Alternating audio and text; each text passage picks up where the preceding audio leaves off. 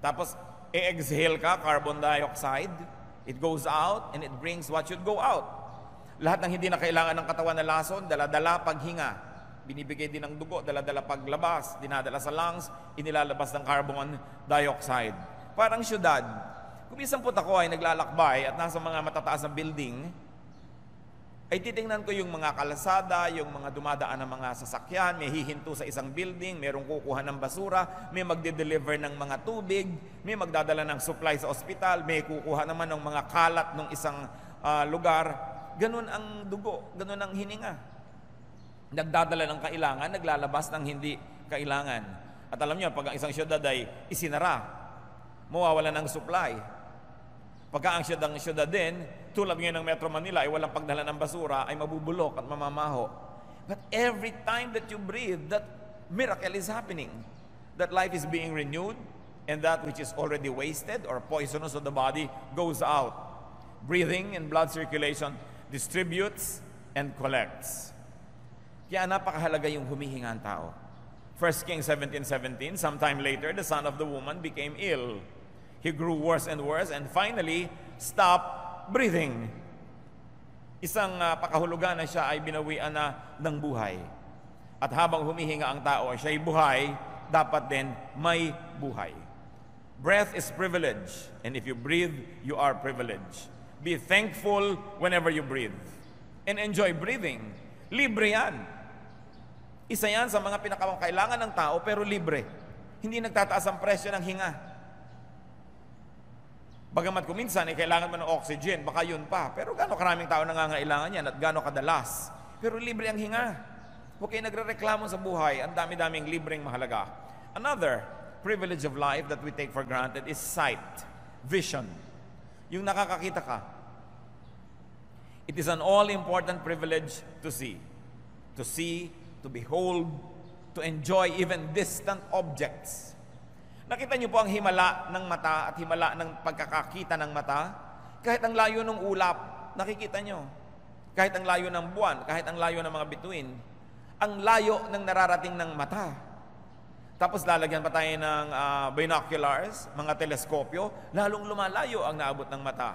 At subukan niyong pumikit kung hindi lalong malayo ang naabot ng inyong paningin. Akala niyo ba ang bulag ay bulag? Kung minsan kinakailangan tayong pumikit para makakita ng higit lalong malinaw at higit lalong malayo. Pagka pumikit kayo, nakikinig kayo ng dula, ang ganda-ganda ng boses ng lalaking, iniibig kita, Laura. Iniisip mo, ang gwapo-gwapo, pag nakita mo sa personal, yung ang gagandang mga babaeng mga boses, kasi hindi mo nakikita, therefore napipili mo kung anong gusto mong makita. Kaya yung pati kawalan ng visual sight is also freedom. Because now, your imagination is your limit. Kaya mas makapangyarihan ang radyo kaysa TV. Pag sinabi sa radyo na sa dula na, nakikita mo ba ang bundok-bundok ng mga ice cream na yan? Di ba, ang ganda-ganda imagine, pero pag pinakita sa TV, sabi, karton lang, halatang-halata, karton. Kasi nalilimit ka ng mata. Pero pag bumikit ka, ang layo ng iyong nakikita. And you know the privilege of sight? Nakikita natin kahit yung hindi nakikita ng naked eye through the microscope. Yung nasa kaloob-looban ngayon ng inyong atay, nasisilip. Napapasok ng camera ang loob ng inyong puso para malaman ko anong bara doon. At ang laser, nakikita niya yung nasa loob ng inyong tiyan. Through even ultrasound, malalaman mo na babae ba o lalaki yung ipinagdadalang tao. Napakalayo ng naabot ng mata ng tao. At yung nakakakita tayo, dapat tayong pasalamat. Dapat magpasalamat. At napakarami, higit lalong malaking porsyento ng mga tao, nakakakita yung mata nila. Tapos magre-reklamo pa, sabihin pa, ang pangit naman ng view. Nakakawalang gana ang buhay ko. Paglabas ko, tingin ko sa bintana, pusali ang nakikita ko. Pasalamat kayo, nakakakita kayo ng pusali. Dahil nakakakita kayo. No? Paggising mo sa umaga, makikita mo yung asawa mo, pasalamat ka. No? Kahit kung minsan hindi ka nais-nais ang nakita mo, mabuti ka, nakakakita ka pa, at may asawa ka. Matthew 13:15, but blessed are your eyes, because they see. Siyempre, spiritual ang ibig sabihin dito, pero maiintindihan mo ba yung spiritual value kung hindi mo na ma-appreciate yung physical value of seeing? Try not seeing. Ewan ko sa inyo kung merong susunod sa aking panukala, subukan nyo, mula pagkatapos ng ating service ngayon, pumikit kayo hanggang makalabas kayo dyan. Pumikit kayo hanggang makarating kayo sa bahay. kung makarating kayo. At nang malaman natin, salamat. Kung nakakakita ako, dapat ako magpasalamat sa Diyos. Sinong papalakpak sa Diyos dahil nakakakita siya? Salamat! Kahit hindi nyo laging gusto ang nakikita ninyo, yun lang nakakakita, ipinagpapasalamat yan. Luke 6:39, He also told them this parable. Can a blind man lead a blind man? Will they not both fall into a pit? So napakahirap yung hindi nakakakita. Lalo't ang mga mangunguna sa iyo, hindi rin nakakakita. Pero kung sakasakali na hindi ka nakakakita physically, ipagpasalamat mo kung merong sa iyong umaakay na nakakakita. At kung hindi ka nakakakita spiritually, magpasalamat ka kung may umaakay sa iyo na nakikita mo ang mga bagay na spiritual, na kung mag-isa ka lang, hindi mo naman makikita. Pero may umaakay sa iyo, minsan hindi mo maintindihan itong simpleng verse ng Bible, may nagpaliwanag, lumiwanag, pasalamat ka at may umaakay sa iyo. Kaya magpasalamat din tayo para sa mata ng iba. Kahit hindi natin mata, dahil nakikinabang din tayo sa kanilang mata. Vision, seeing, is privilege. If you can see, you are privileged and you should be thankful. Enjoy seeing and looking. Libre yan. Libreng tumingin sa ulap. No? Libreng tumingin sa sunrise and sunset. Libreng tumingin sa rainbow. Libreng tumingin sa magagandang mga dahon. Libreng tumingin kahit sa pinakamagagandang babaeng gumastos ng kutakot-takot para gumanda, pagtingin niyo sa kanya, libre. Napakaraming magagandang bagay na libre sa buhay. Hindi niyo laging kailangan ng pera para makakita ng kagandahan sa buhay. And another privilege of life is touch. Para mga basic lesson ito sa senses. Bakit po natin pinag-uusapan ito? Kasi common. But because of their commonness, we ignore them. The blessing of texture, the blessing of being able to touch shape and even temperature. Because to touch is to connect. To touch is to feel and to be felt. Luke 6:19, and the people all tried to touch him, meaning the Lord Jesus, because power was coming from him and healing them all. Hinihipo nila ang Panginoon sapagkat nararamdaman nila na may kapangyarihan na nagmumula sa kanyang lumilipat sa kanila pagka nahipo nila at sila ay may pananalig. The ability to touch and being touched is a great privilege. Paminsan-minsan nagagalit ka because there are people na who are touching you that you don't want to touch you, where you don't want to be touched probably. But that is rare. Most of the time, we should be thankful that we are being touched. Kasi pagka nagtatouch ang mga tao, there is energy that transfers. At kung nagmamahal sa iyo, yung humihipo sa iyo, may sakit ka, hinahaplos-haplos ka, daig niyan ang malalaki at mabibisang mga chemical na gamot kung ikaw ay hinihipo ng isang tao nagmamahal sa iyo. Sapagkat mayroong kapangyarihan ng pag-ibig. At ang pag-ibig na yun ay naililipat pagka hinihipo ka na nagmamahal sa iyo. Try not touching. Nakita niyo yung dramatic na mga pelikula na bibitayin ng isang ina o ama, tapos magdadatingan ng mga pamilya, tapos may salamin, hindi sila makapaghawakan ng kamay man lang. Kahit lang yung mga image lang sa salamin nila, they try to pretend to be touching because you want to reach out. Try not being able to touch. Or maybe you would like to say, try not being able to text. Kasi texting is touching. Kahit ang layo-layo, di ba? Yung kumain ka na ba? Natatouch ka naman. Kung gusto mo yung nagtatanong. Kung ayaw mo naman sa nagtatanong, naiinis ka dahil natouch ka ng ayaw mo mag-touch sa'yo. Natouch ka ng sa lugar na ayaw mong matouch ka. Try not being texted at all. Kapag mga 2 oras nang hindi nagbibip yung text, yung yung cellphone, tinitingnan. Tumutunog na nga kung may caller o may text, kahit hindi pa tumutunog, tinitingnan pa. That's how much we like to be touched. No? Kaya napakahalaga yung touch. Kaya ang i-describe yung mga useless religious idols sa Psalm 115 verse 7, they have hands but cannot feel. Yun daw ang kawalang kabuluhan ng mga Diyos-Diyosan. Whenever you can touch, be thankful. And whenever people try to touch you, you should be thankful that at least people like to touch you, though you may not like to be touched. Another source of power, another great source of happiness na libre sa tao. Lalo't meron kayong mahal sa buhay, hinahawak-hawakan yung kamay ninyo, kayo'y medyo hinihimas, tinatapik-tapik, isang malaking pagpapala ang ganyang bagay sa buhay. Once more, libre. And what about the privilege of taste? Yung tayo may panlasa. To enjoy, taste, to benefit from the signals and warnings of taste. Subukan yung may kakainin kayo, biglang, ay, panis, nalasahan yung panis. Di ba't di nyo lululunin? Kasi nalasahan nyo. Pero kung hindi nyo nalalasahan yun, makakakain na kayo ng lason, nalulun nyo na bago nyo nalaman. Kaya pagka meron kang natikman na sobrang alat, sobrang asim, sobrang tamis, pwede mo yan i-reject. We've got to thank God for the ability to determine, to enjoy, and to reject taste. Job 12:11. Does not the ear test words as the tongue tastes food? Tinitikman, inaalam. Mabutit may panlasa. Alam niyo po, lalo kung ako ay magsasalita sa public places at ako'y kailangan ko lagi na to wet my mouth, my tongue, my throat, inaabutan ako ng tubig. Nung minsan may nag-abot sa akin, pag dapo sa bibig ko ng nilulun ko, hindi ko pa nilululon, kerosene. Mabutit hindi ko nilulun agad. No? Siguro kung may nagsindi ng posporo, pag hinga ko, bubuga ako ng apoy. Palakpakan siguro ang mga tao, himala. Pero gaas. Kaya binabantayan na ngayon kung sino nag-aabot sa akin ng tubig. Baka mamaya kung ano naman yun. Pero natitikman. At dahil natitikman mo, pwede mong ilulwa. Maraming bagay sa buhay in a spiritual way, natitikman dapat bago lulunin. Tinitingnan mo muna kung dapat at karapat-dapat.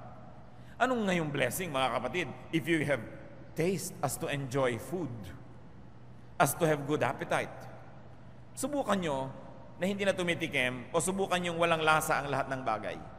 Yung wala kayong panlasa, walang lasa ang pagkain, walang sarap, many people get depressed. Isa po yan sa aking mga observation na yung sobrang nagda-diet na de-depress. There is something about not eating well that depresses the spirit, that depresses the soul, the emotion. Kaya yung mga matatakaw, bihira ma-depress yan. No? Dahil talagang masasaya sa kakakain. Mas madalas ma-depress yung mga nagda-diet, yung sobrang mga nagpapaganda, yun ang may mga kalungkutang hindi nila maipaliwanag, pagkain lang pala. Ecclesiastes 2:24, a man can do nothing better than to eat and drink. This too, I see, is from the hand of God. Si Solomon na napakatalino, ine-equate niya yung sarap ng pagkain at sarap kumain bilang pagpapala ng Diyos. Nehemiah 8:10, Nehemiah said, "Go and enjoy choice food and sweet drinks, and send some to those who have nothing prepared. This day is sacred to our Lord." Isa po yung pista. Maraming pista sa Biblia. Gusto ng Diyos, ipinagpipista siya eh. Pero sino ba naman nagkakainan sa piyesta? Hindi naman yung Diyos, yung mga tao. Pero ang gusto ng Diyos, pag naghanda ka ng masarap, magpadala ka doon sa hindi nakakayang maghanda ng masarap na pagkain. Yun ang tunay na pista. Subukan natin na wala tayong gana. Try fasting. Lalo't yung fasting is imposed on you. Sino sa inyong nakaranas na halimbawa na meron kayong blood test bukas, may fasting ngayon, 12 hours. May fasting, 8 hours. Yung inom ka lang ng inom pagkagabi, ngayong nagfa-fast ka, parang napakalaking bagay na makainom. Tubig. Gusto mong uminom. Yung hindi mo pinapansin, kapatid, na nagkakape ka sa umaga o umiinom ng kung ano man, pag fasting ka, indang mo, kape. Gusto mo na, kunin nyo na ang dugo ko na makapagkape na ako. Sino sa inyo nakakaramdam ng ganyan? Patingin nga, marami. Yung mga edad na kasi kayo, kaya kinakailangan ng i-blood test, kailangan ng kung ano-ano mga nararamdaman. Kaya yung nagkakaedad, nagmamature, tumatalino eh. Nararamdaman mo kasi how it is to be deprived, how it is to be weak, how it is to be sick. Pero nakikita nyo, ngayon, kung hindi kayo nagfa-fast, dahil hindi naman kayo magkaka-blood test bukas, nagpapasalamat ba kayo sa Diyos ko, salamat po, nakakapagkape ako. Salamat, nakakainom ako pag nauuhaw ako sa gabi. Hindi na natin napapansin. Kaya kailangan nakakaranas tayo ng deprivation every now and then. Kaya yung mga Muslim, kakatapos lang ng Ramadan, fasting. Halos isang buwan. Ang katuroan nun ay para maramdaman nila ang gutom, para maging sensitive sila sa mga maralita at mga nagugutom. That is the spiritual meaning of it. Okay? How you apply it depends on you. But the point is, that is the purpose. Kaya rin tayo nag-aayuno. Hindi dahil mas ma-epektibo ang dasal ang nag-aayuno, para mas maging sensitive ka sa iba. na nagugutom, na hindi nila choice. At pag naging sensitive ka na, nagiging mas mabuti ka, therefore, your prayer becomes more powerful. Because you become more truthfully grounded. Nalalaman natin yung katotohanan ng buhay. Gaano karami sa atin yung kakain, every subo, ang sarap. Thank you, Lord. Diba? Kahit na nilagang itlog at nilagang kamatis yan at may kasamang tuyo, ang sarap. Thank you, Lord. Hindi yung reklamo ng reklamo ang inaabot sa buhay. Of course, another sense, and we will stop here, alam ka namang ubusin natin yung mga senses, smell is such a great privilege. To enjoy scent and aroma, to benefit from the messages of smell, even what we call bad smell. Kasi pag bad yung smell, may warning. Gaano karaming bangkay ang diskubre dahil umalingasaw. Gaano karaming mga sirangipin ang nadidiskubre mo dahil may amoy. Gaano karaming sakit ng tao ang nalalaman mo dahil may amoy siya. So mahalaga rin kahit amoy na hindi mabango, kung yun ay nagsasabi sa atin na mayroong isang problema na dapat lutasin.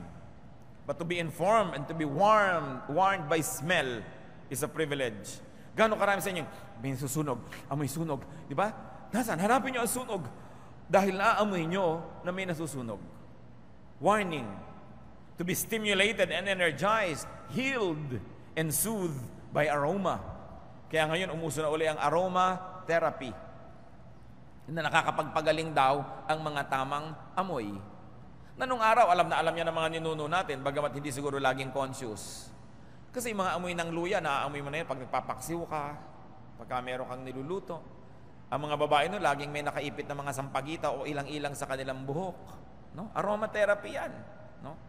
Yung laging may mahalimuyak, nagtatanim ka ng mga sampagita sa iyong durongawan, sa gabi may dama de noche, naaamoy mo. Yun ang aromatherapy. Magdaling gumaling ang tao pag nakakaamoy ng mga tama kasi ang amoy, diretso sa utak.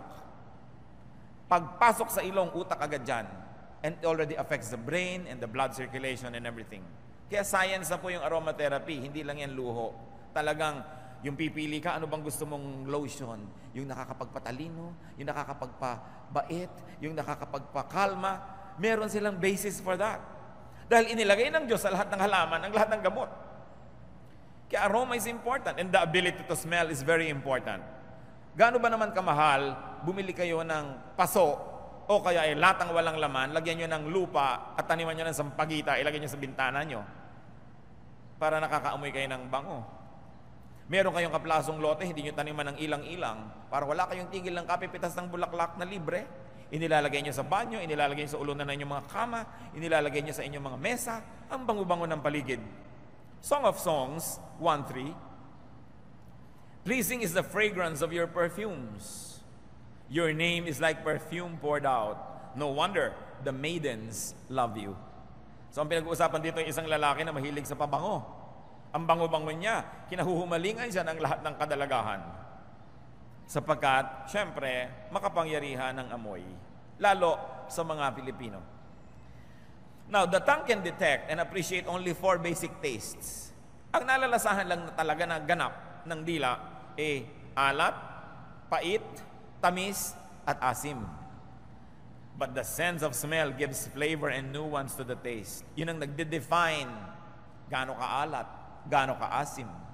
Iba ang asim ng sinigang sa mangga at ibang asim ng sinigang sa sampalok, ng sinigang sa kamyas, iba-iba. Nuance of taste. Tumutulong na doon yung pangamoy. Try not being able to smell. Kaya naman, ang description na naman ng Psalm 115 verse 6 sa mga Diyos-Diyosan, they have noses, but they cannot smell. Ibig sabihin, walang buhay. Yung may naamoy kayong saksakan ng baho, magrereklamo kayo, yung salamat, buhay ako. Hindi ako katulad nung idol ng Psalm 115 verse 6, may ilong pero hindi nakakaamoy.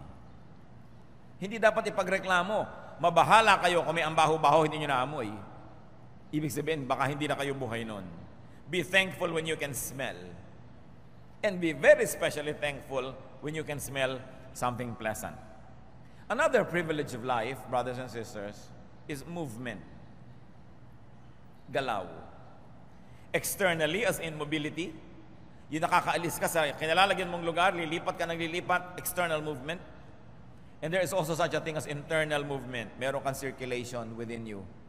Kahit ang tao po hindi gumagalaw, gumagalaw yung puso niya, gumagalaw yung mga bitukan niya, gumagalaw yung esophagus, gumagalaw yung dugo. Because life is movement.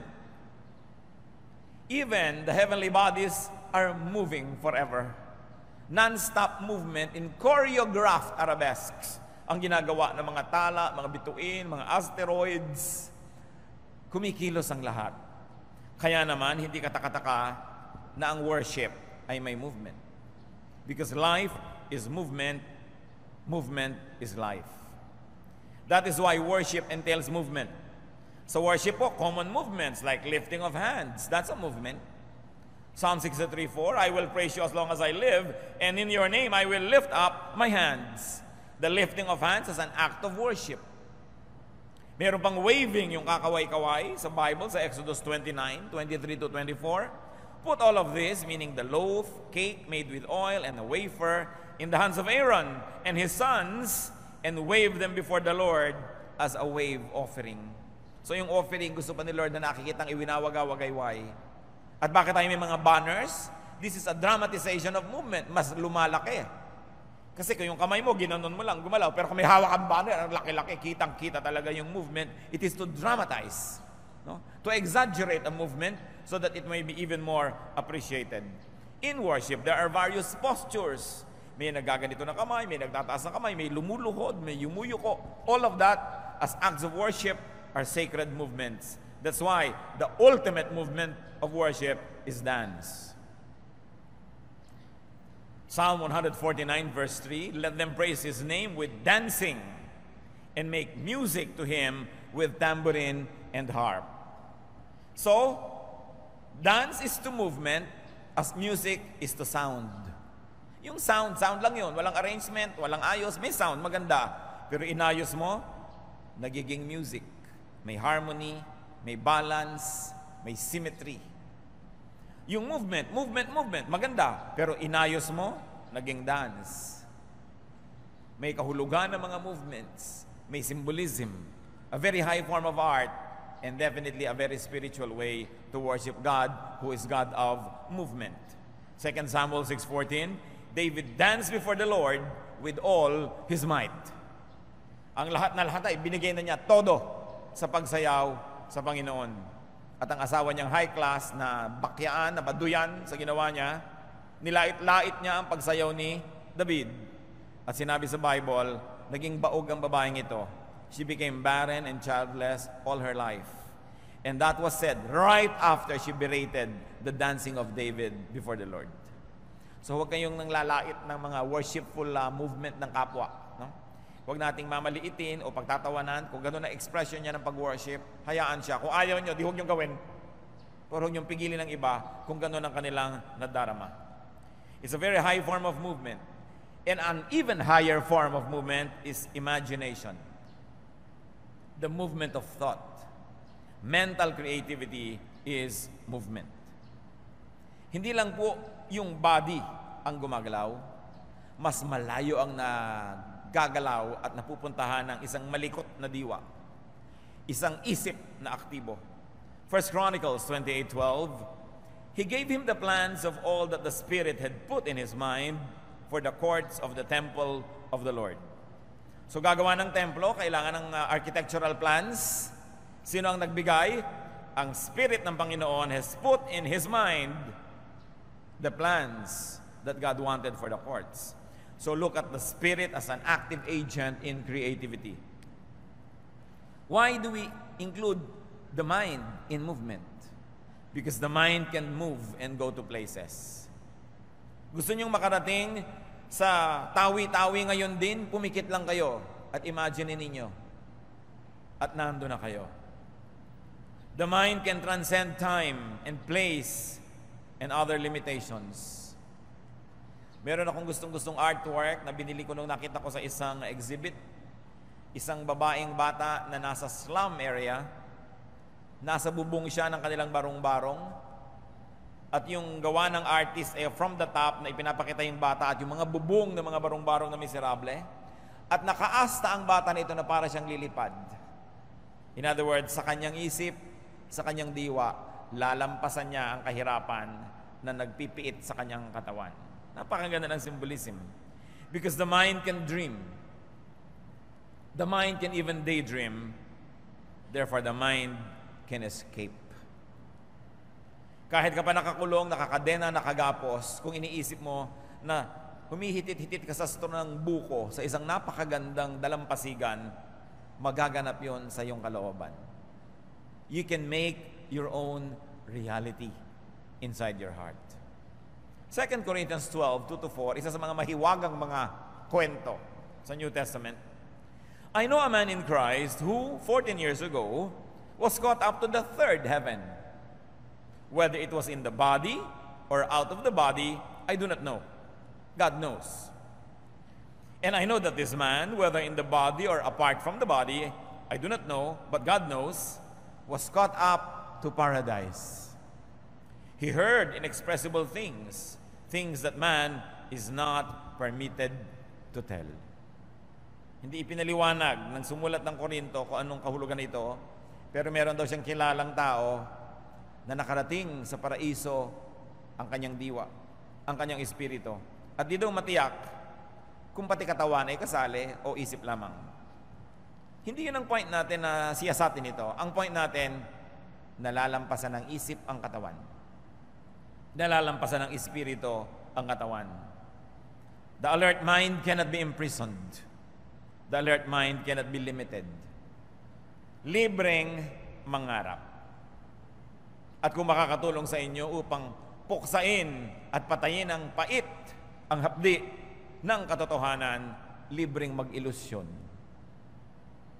Walang nanliligaw sa inyo, pero ito yung pipikit ang inyong mata, iniisip nyo, pinagkakaguluhan kayo ng lahat ng lalaki sa balat ng lupa. Di ba sasaya kayo? Dahil nagkaroon kayo ng realidad sa inyong kalooban. Yan ang sinasabi natin na, kung hindi masyadong maganda yung nakikita mo, pumikit ka. Gumawa ka ng iyong realidad. Kaya yung pagkabaliw po, mga kapatid, bagamat sa ating ordinaryong pananaw ay hindi kaibig-ibig, kumisan ito'y napakagandang mangyari sa isang taong hindi na niya kayang dalhin ang totoo. Hindi na kaya, kumbaga sa bombilya siya ay mapupundi na, sobrang taas ng voltahe, hindi kaya ng wattage niya, mababaliw siya. Kaya kahit nakakalungkot, tawa siya ng tawa. Anong inyong iibigin? Na ang lungkot-lungkot niya dahil siya ay matalino o naloka siya, tawa siya ng tawa? Para sa kanyang sariling kapakanan, alin talaga doon ang higit na mainam? Bagamat sa tingin natin na outsider, dapat matalino siya at hindi siya dapat magkaganon. Pero may paraan ng Diyos ay pinoprotect niya ang mga tao sa hindi makayang dapat dalhin. Kaya nagkakaroon ng mga amnesia. Nagkakaroon ng mga temporary madness ang mga tao pag hindi makaya ang dala. Isa pong napakalaking pribilehiyo na maaari ring takasan kahit man lang panandalian ang isang mahapdi, makirot at masakit na katotohanan, and you retreat into your innermost sanctum, your mind, your soul, where you can make your reality. Hindi maganda na araw-araw mabuhay ka sa ilusyon, but daydreaming helps a lot of people cope with reality. Hindi lang nga, dapat na yun na lang laging gawin mo sa buhay at wala ka nang gawin na practical na bagay para matupad ang gusto mong matupad sa buhay. Pero isa yan sa mga pribilehyo ng buhay. Kahit ikaw ang pinakamahirap na tao sa balat ng lupa, sumandal ka lang sa isang pader at umupo ka sa isang balde, pumikit ka at imaginein mo na ang yaman-yaman mo, ang ganda-ganda mo, nangyayari yon. You know how reality can happen if we allow it to happen inside our minds? Subukan nyo to. May mahal kayo sa buhay, malayo siya. Imagine niyo na siya nakikipag-ulayaw sa isang taong selos na selos kayo. Di ba kahit nangyayari o hindi, bumibilis ang pintig na inyong puso, nagiinit ang punong taingan nyo, no? Nawawalan kayo ng ganang kumain at nag-aalala kayo, pero ini-imagine nyo pa lang yon. Pag nakita ninyo halimbawa sa cellphone niya na may text na kung ano man yon, inimagine mo na agad ang buong kwento kung sino to, ba't sila nagte-text ng ganito, galit na galit ka na. Yun pala, mis-sent lang, hindi kanya. Hindi totoo, pero nangyari na sa iyong puso. Kaya pwede yung papangyarihin sa loob ng inyong puso ang mga bagay na nakakatuwa at pwede rin yung mga bagay na nakakainis. It's all up to you kung ano ang inyong i-imaginein sa buhay. The mind can even be the agent of spiritual transformation. Kaya napakalaking pribilehiyo na pwede mag-isip. Kahit na mga diktador, kahit na mga mapaniil na mga rehime, hindi na ipipiit ang isip ng tao. Na ipipiit lang ang katawan, na ikakadihan na lang ang paa, ang kamay, pero hindi ang isip. Ang isip ay laging malaya. Kaya meron man kayong mga pagkakabilanggo sa buhay, malaya pa rin kayo mag-isip, magpasalamat kayo. Pwede niyong takasan yung realidad na yun kahit paminsan-minsan lang sa pamamagitan ng pag-iisip. Ang pagbabago ng tao, nagaganap kung babaguhin niya ang paraan ng kanyang pag-iisip. Romans 12:2, do not conform any longer to the pattern of this world, but be transformed by the renewing of your mind. Pag binago ng tao ang paraan ng kanyang pag-iisip, magbabago ang kanyang buong buhay. Pero anuman ang pagtatangka ng mga nasa paligid na tulungan siya magbago, kung sa kanyang isip ay di pa siya nagpasyang magbago, walang mangyayari. Kaya kung minsan may lalapit sa akin, Pastor, counselin niyo naman po yung anak ko para magbago. Gusto po ba niya? Ayaw po. Huwag niyo na ipaka-counsel sa akin, walang mangyayari. Ang kakaunselin lang natin yung gusto pero hindi malaman kung paano siya magbabago o kailangan niya ng tulong para magbago. Pero hindi ko siya kailangan kumbinsihin magbago siya. Hindi na ko kumbinsi ang tao, kailangan magmula sa kanyang kalooban. Kaya mga naninigarilyo, kahit anong ibigay mo dyan ng mga tulong, kung sa kanyang kalooban, hindi siya nagpasyang tumigil, hindi rin yan mangyayari. Pero kung siya mismo nagpasya, walang makakapigil na tumigil siya. Yan ang ibinigay sa atin ng Diyos, mga kapatid, na tayo ang nakapangyayari sa ating kalooban. Tulad ng pinitas ni Eva ang prutas, kinain niya, kumagat din si Adan, kinain din, kalooban nila eh. Kaya ang pinakamalaking challenge sa atin, yung ilagay natin sa tama ang ating kalooban. Pag naiinis tayo, anong ginagawa natin? Mas iniinis pa ba natin ang sarili natin o binabaliktad natin para mawala ang inis natin? Nagagalit ka na, maghahanap ka pa ng lalong ikakagalit. Di lalo ka nagkagalit-galit. Anong gusto mo, magalit o gusto mo bang humupang yung loob? The mind has the freedom to do this. And it's a privilege because no person, and God, even God, does not interfere with the way you think. Kaya po sabi ng Diyos ko, baguhin niyo po ang pag-iisip ng ganong kapwa. Hindi ginagawa yun ng Diyos, sayang yung panalangin. Kasi ibinigay ng Diyos ang kalooban sa tao. Ang tao ang namimili kung anong kanyang iisipin. Pwede lang ang Diyos at pwede tayong tumulong para yung tao mahimasmasan, makakita ng katwiran, pero hindi binabago ng Diyos ang utak ng tao. Alam niyo kung bakit? Kasi kung binabago niya, edi kasalanan niya lahat ang hindi nagbago. Dahil ba't di niya binago? Hindi niya binabago ang tao. Ang tao ang magpapasyang magbabago. So it's a privilege that our minds can move. It's a privilege that we should always appreciate. Isa pa pong pribilehiyo ng buhay is humor and laughter. Yung may sense of humor ka, galing na privilege yan. Kung ang napangasawa ninyo ay mahirap pa sa daga, pero may sense of humor, ang totoo mayaman kayo nun. Yung napapatawa kayo, kahit pinag-aagawan niyo ang ulo ng sapsap, napapatawa kayo, feel rich because you are. Laughter celebrates happiness. Laughter can balance sadness, and laughter can anesthetize from pain. At ito po ay sinusuportahan na ng maraming mga pag-aaral na scientifico na yung pagtawa, yung sense of humor, nakakapagpagaling ng sakit. Kaya kung may dalawang may sakit, halimbawa pareho kayong nabarog yung ulo nyo, na parehong may bumaong asarol hanggang kaloob-looban ng utak nyo, dalawa kayo. Yung isa, palatawa, palabiro, at yung isa sobrang seryoso, mas mabilis gagaling yung palatawa. Pinatunayan ito ng maraming mga pagsubok nila sa maraming mga clinical tests. Bagamat sa science, hindi nyo ginagamit yung word na pinatunayan because science is dynamic. Sasabihin nyo lang, well, it is supported by evidence so far na ganun talaga ang nangyayari. But the point is, kung merong dalawang tao, yung isa may humor, mas magsusurvive yung may humor. Kaya sabi nila, laughter is the best medicine. Kaya kung ubod man kayo ng hirap, di kayo nakakabili ng mahal-mahal na gamot, pinakamura pa rin ang gamot sa Pilipinas dahil tayo sobrang masasayahin mga tao. No? Kahit ano na lang, ikinatutuwa, tawanan, may nagkuku, may mga lobo, may mga nagtitinda, may stage show. Ang saya-saya ng bayan na ito. So, mura ang gamot dito. Yung gamot na likas sa tao. Pero mabuti rin kung mapamura siyempre yung mga chemical na gamot na binibili natin. Psalm 126 verse 2, our mouths were filled with laughter, our tongues with songs of joy.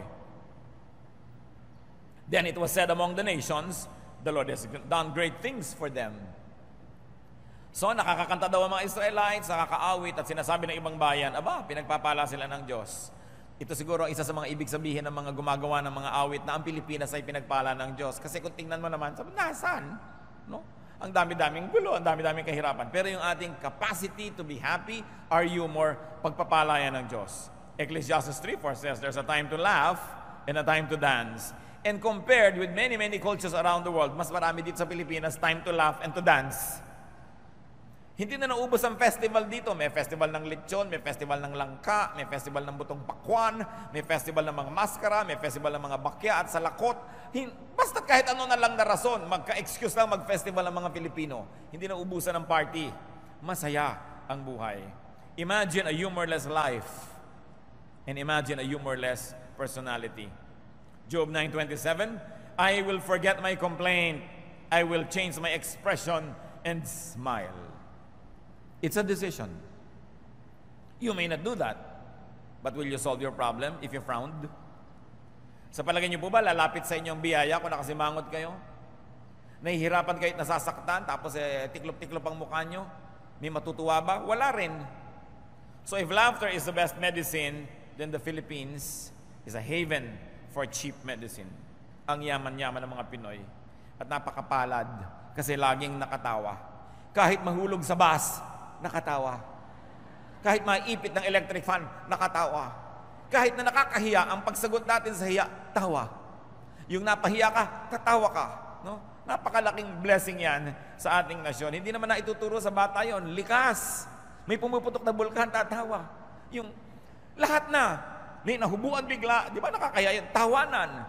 It's always the tendency. Try not laughing at all.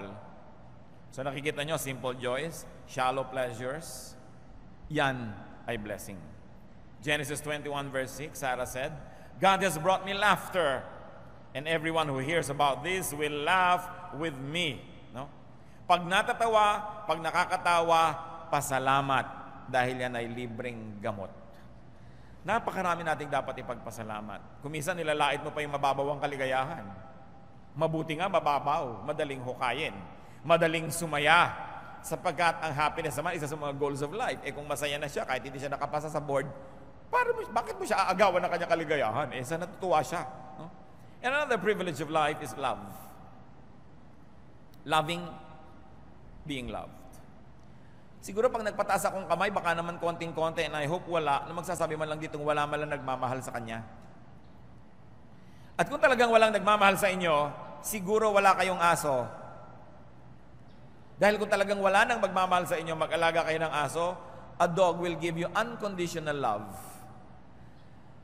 The dog is the only personality in your house that is always happy when you come home. Always. Hindi kayo sinisimangutan, hindi kayo dinededma, hindi kayo ini-ignore ng aso. Lagi siyang happy pagdating nyo. Subukan nyo yan. Asawa nga, hindi lagi eh. Di ba? Hindi lagi. Lalo't busy-busy, may ginagawa. Sana mamaya pa siya dumating. No, pag dumating ka, ako naabala ang ginagawa ko. Nag-aayos ako ng cabinet. Ito na naman, hingin na naman ng kape. No?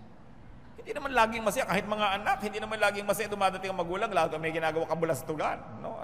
Mamaya pa sana dumating. O tamaan pa sana yung bakasyon.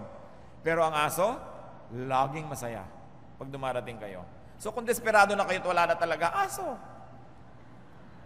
Pero, may nagmamahalan sa inyo, may aso pa kayo, doble ang kaligayahan nyo sa buhay. 1 John 4:8, whoever does not love does not know God, because God is love. So ang mga Kristiyano, nakakaramdam ka ng pag-ibig kahit walang personal object ko minsan, dahil nakikipag-ibigan ka sa Diyos. And love makes everything more beautiful. Yung walang kakwenta-kwentang panyo, pag ang nagbigay sa inyo, mahal nyo sa buhay, gumaganda ang panyo. Yung walang kakwenta-kwentang bagay, kung siya ang kasama nyo, kahit nakasakay ka sa Ferris wheel na hindi umaandar, masaya kayo kasi mahal nyo ang inyong kasama. Love makes color more vivid. Love turns sound into music. Even when you dream, if you're in love, you dream in color. No? Kaya, ang sound THX pagka kayo ay umiibig. 1 Peter 4:8, above all, love each other deeply, because love covers over a multitude of sins. At yung marunong umibig, marunong din magpatawad. Magkakambal yun eh. Yung marunong umibig, bulag. Yung napapatawad mo yung mahal mo sa buhay. Kaya napakasarap yung naghahari ang pag-ibig sa buhay ng tao. Imagine a loveless life and a loveless personality. Kahit pa nga ang pag-ibig ko minsan at pagmamahal sa tao ay nagiging dahilan din para ka mamroblema, totoo pa rin yung sinasabing it's better to have loved and lost than never to have loved at all. At ang pinagtatampo ng Diyos sa isang church sa Revelation 2:4, yet I hold this against you, you have forsaken your first love. Yan ang hinanakit ng Diyos sa church na ito. Hindi mo na ako kamahal ngayon tulad ng dati. Dati hat na hat ka sa pag-ibig sa akin, ngayon nanlamig ka. If you can love, if you are loved, be thankful. Enjoy it and love even more. Another privilege of life is rest. Respite, break, pahinga. Rest not only draws one away from toil, but also re-energizes for life. Rest gives perspective, clarity, and wisdom. Yung nagpapahinga matapos mapagod, I don't mean yung laging nagpapahinga kahit hindi pagod. Yung nagpapahinga matapos mapagod, mas lumalalim ang pagkatao, mas lumilinaw ang pananaw sa buhay, mas tumatalino. Sapagkat sa pagpapahinga natin na po proseso ang mga bagay-bagay, doon na pagdudugtong-dugtong ang mukhang di magkakadugtong ng mga katotohanan. Sa papamahinga, you receive clarity of vision. Kaya maraming enlightenment nangyayari sa pagpapahinga. Kaya mahalaga po yung pahinga. Hebrews 4:4, and on the seventh day, God rested from all His work. Psalm 116 verse 7, be at rest once more, O my soul, for the Lord has been good to you. At bakit po napakarami mga tao ang naakit na sumunod kay Jesus? Sapagkat ang kanyang iniaalok ay kapahingahan. Matthew 11:28, come to me, all you who are weary and burdened, and I will give you rest. Ang inaalok ni Jesus, rest, hindi salvation lagi. Kaya kung meron kayong gustong dalhin sa Panginoon, gusto nyo tatalokin nyo, gusto nyo po bang maligtas? Siguradong sa pagtatalo, uuwian yung usapan. Kasi bakit? Nasa panganib ba ako? Hindi ba ako ligtas? Ano ba ang ibig sabihin ng kaligtasan? Magkakagulo. Ang dapat yung ialok, yung inialok ni Jesus, gusto nyo ba ng kapahingahan? At sino ang tatanggi sa kapahingahan? Mga pusong pagod, mga taong pagod, naguguluhan, mga litong-lito, hirap na hirap. Sabi mo, gusto niyo po bang mapahinga ang inyong espiritu? Sino tatanggi? Yan ang alok ni Jesus. Come to me all of you who are tired and weary. I'll give you rest. Sapagkat hindi siya nang uusig, hindi siya nang huhusga, napapanatag ka kahit marami kang atraso sa langit. Kaya naglapitan sa kanyang mga makasalanan, tinawag siyang friend of sinners. Pero kasi judgmental, stricto, mahigpit, maglalapitan ba yun? Hindi siya matatawag na friend of sinners. Pahinga kasi ang ibinigay niya. At alam niyo mga kapatid, yung pagtanggap natin sa ating kapwa, anuman sila, ay pagbibigay sa kanila yun ng pahinga. At tayo man, in whose company are you most at ease and rested? Di ba dun sa lubos na nakakakilala at tumatanggap sa inyo kung sino man kayo? Yung hindi nyo kailangan magbalat kayo, hindi nyo kailangan magkunwari, dahil tinatanggap niya kayo. At ganoon ang walang patakarang pagtanggap sa atin ng Panginoong Jesus. Kaya nag-aalok siya ng pahinga. Ngayon, pahingang espiritual yan, pahingang emosyonal. Pinag-uusapan din natin yung pahingang physical. Kahit gaano kayo kahirap, nagpapahinga ang tao. Nagkakaiba-iba lang kung saan ka humihiga, saan ka sumasandal, anong nadidinig mo habang nagpapahinga ka, pero nagpapahinga ang lahat. Sa katunayan, yung masirap sa buhay, mas masarap ang pahinga. Talagang halos ugain mo na, hindi pa magising. Dahil ang lalim-lalim ng pahinga. So, no matter how tired you get, you are destined to rest because you are designed by God to rest because He too rested. So, kung nakakapagpahinga kayo, kahit ang inuupuan yung silya ay hindi maganda, kahit ang kama nyo ay hindi first class, pasalamat sa Diyos. One of the great joys of life na libre ang magpahinga.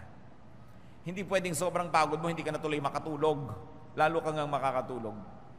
At isa pa pong pribilehiyo, sa dinami-rami ito ng huli natin pag-usapan ngayon, prayer is a privilege.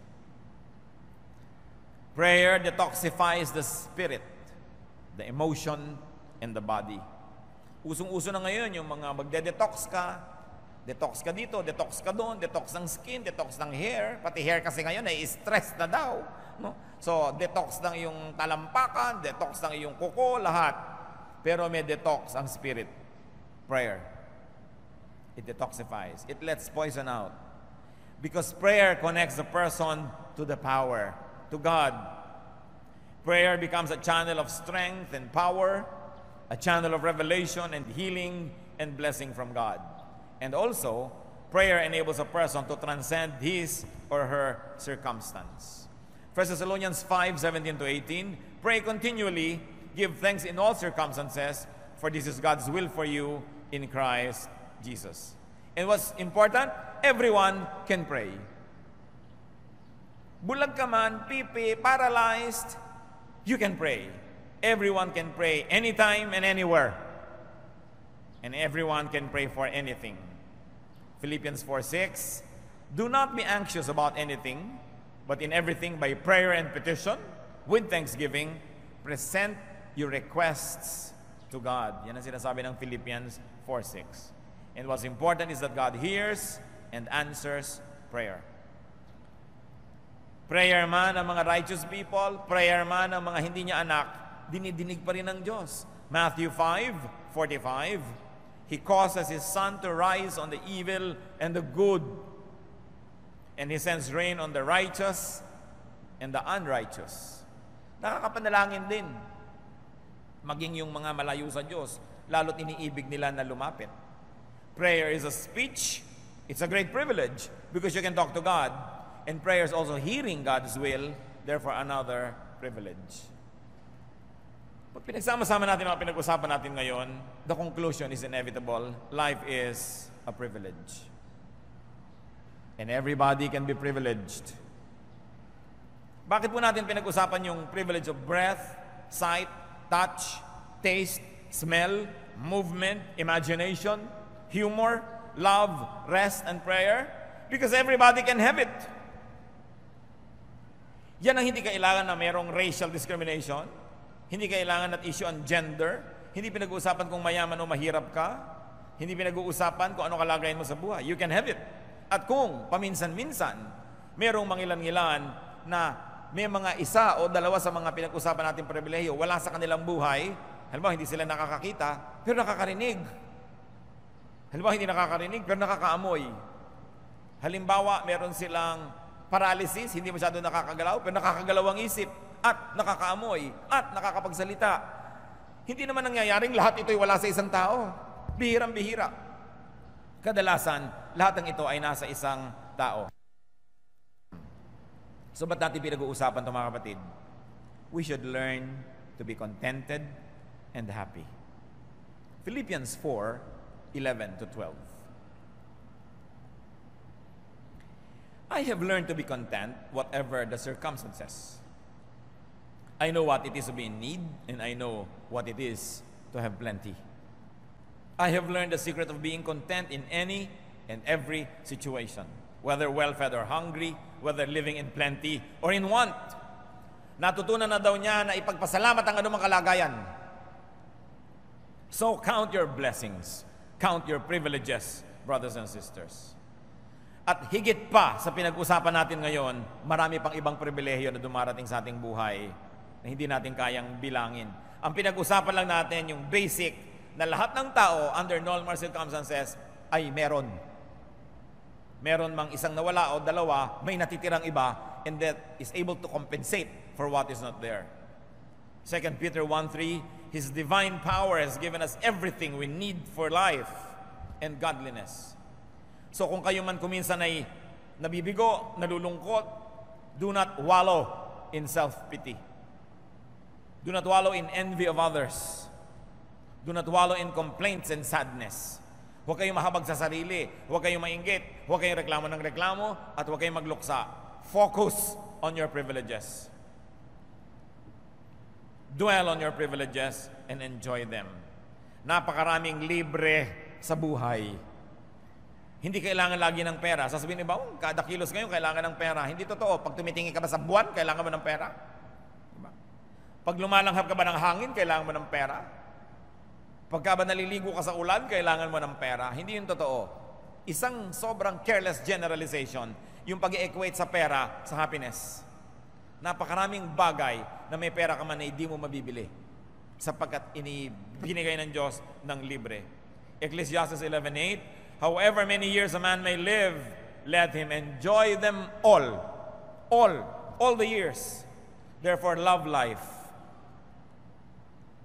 Huwag niyo ireklamo ang buhay, huwag niyo problemahin. Love life. Love your breath. Love your sight. Love your vision. Love your ability to move. Ecclesiastes 9:9, enjoy life with your wife, if you have one, whom you love all the days of this life that God has given you. Live life. Yung buhay, ipinamumuhay yan. Hindi nilalagay sa aparador, sa estante, sa freezer.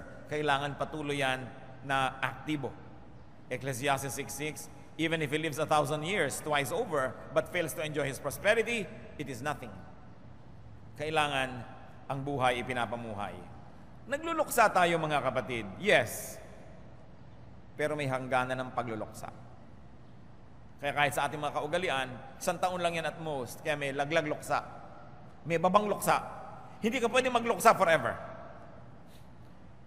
Kung meron kayong minamahal sa buhay, na binawian ng buhay, ipagluksa ninyo kung kailangan. But you must go on with life. Hindi pwedeng patayin nyo na rin na inyong sarili dahil meron kayong mahal na namatay.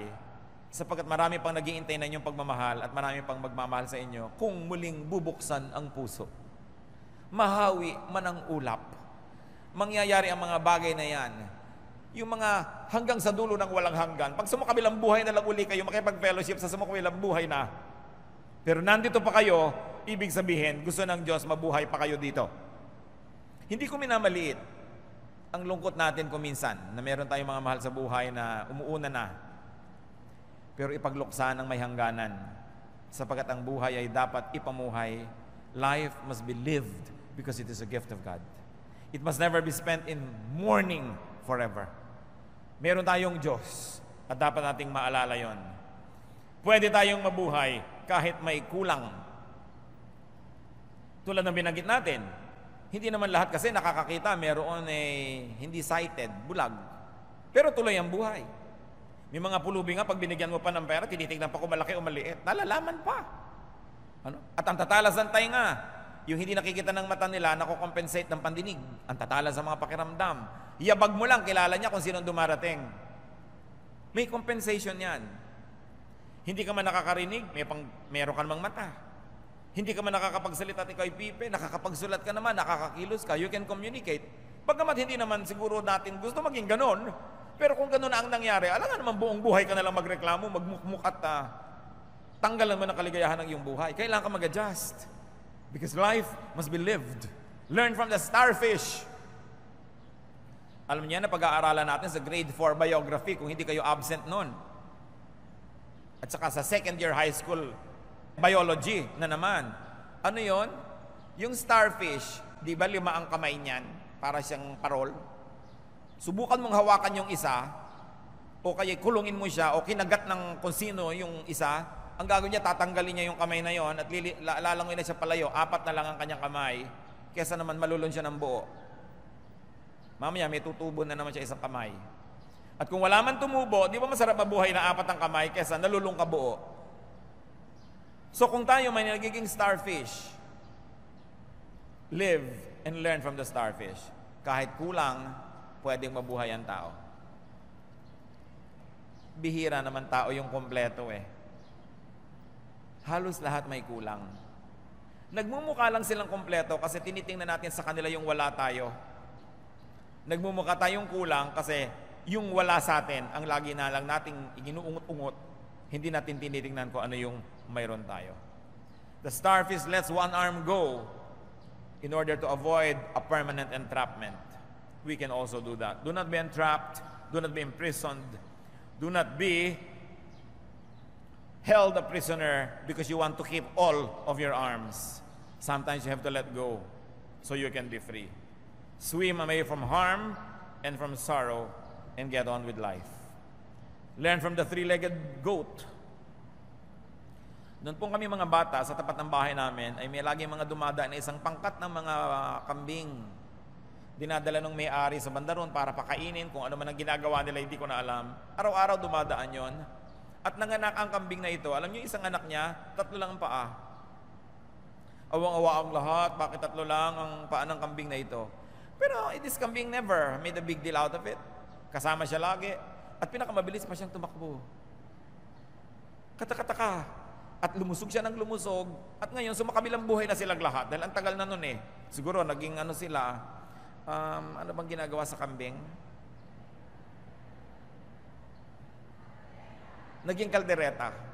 So yung 4 yung paa, naging kaldereta rin. Ano? Yung 3, naging kaldereta rin. Pero nasa iyo kung sasaya ka. No? Pero meron naman, hindi ka pa inakaldereta, feeling kaldereta ka na. Kasi hindi mo ina-enjoy ang buhay. Learn from other abled people. Tuloy din. Alam nyo, mga galawgaw na mga tao, mga kilala ko, kung saan-saan nagpupunta, mga bulag. Kung saan-saan nakararating, nandito ka rin. Paano ka nakarating dito? Sabi ba lang kayo lang makakarating dito? Kung saan-saan nagpupunta. Meron ako nakilala nung araw when I was in college, na isang European person na bulag.